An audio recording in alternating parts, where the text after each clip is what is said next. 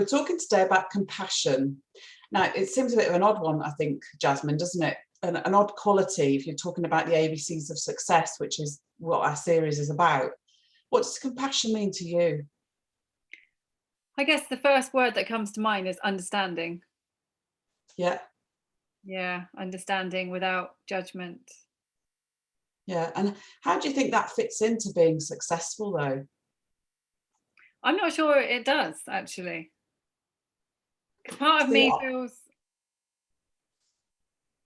no, this is going to sound really strange, but sometimes I think the really successful business entrepreneurs out there are not compassionate. Well, they must be. No, that sounds awful, but I just feel like it's a hard one, actually.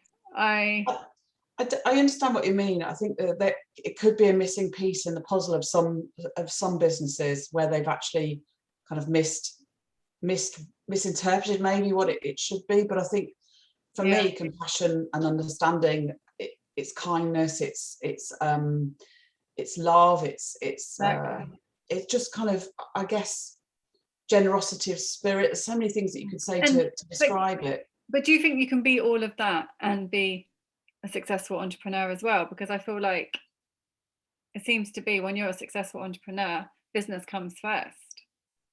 It does, but I think if you look at the really successful entrepreneurs, the likes of sort of Richard Branson, you say what you like about him, but he actually says and speaks a lot of sense, and compassion is definitely in there in the mix for him, where he talks about, you know, the quote I always think about when I think about Richard Branson is where he says about, you look after your employees first. That's true. They'll look after your customers, and then, you know, the shareholders will benefit as well. So I always think, you know, that's where the compassion comes in for me, where you're actually thinking about your workforce, you're thinking about your customer, and then you're thinking about the wider populace.